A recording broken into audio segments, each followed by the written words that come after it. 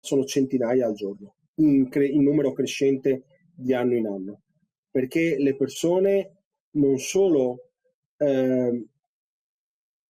sono sempre più sensibili riguardo a certe tematiche, ma sono sempre più convinti e convinte che è un tema, è un approfondimento necessario per la vita di ognuno di noi. Centinaia al giorno, migliaia all'anno, le chiamate che arrivano al numero bianco per l'assistenza gratuita medico-legale messo a disposizione dei cittadini dall'Associazione Luca Coscioni per affrontare le più diverse tematiche e per rispondere a dubbi e curiosità sul fine vita. Da come si scarica il modulo, a come lo si compila, a come lo si deposita per quanto riguarda le disposizioni anticipate di trattamento, rispondono su cosa è legale o no in Italia, per esempio per quanto riguarda il suicidio medicalmente assistito, come chiederlo, quali sono i requisiti per potervi accedere, quali sono anche le difficoltà che si hanno regione per regione, ASL per ASL. 06 99 31 3409 è il numero al quale rispondono professionisti che possono fornire ai cittadini qualsiasi tipo di informazione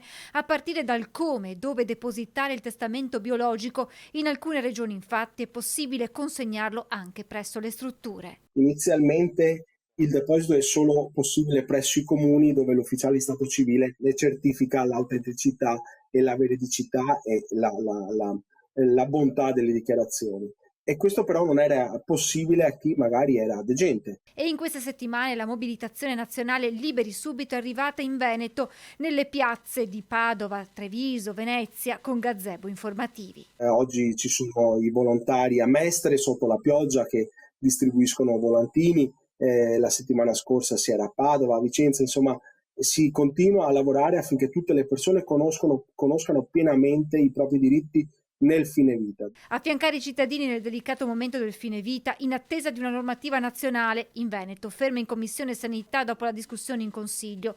Normativa che permetterebbe di avere procedure certe, tempi celeri, per la verifica delle condizioni per accedere al suicidio medicalmente assistito, previste dalla sentenza della Corte Costituzionale 242 del 2019. E non è ammissibile che vi sia una discriminazione territoriale. Io non posso essere più o meno fortunato a seconda dell'ASL di competenza perché un ASL è più o meno sensibile rispetto a certi temi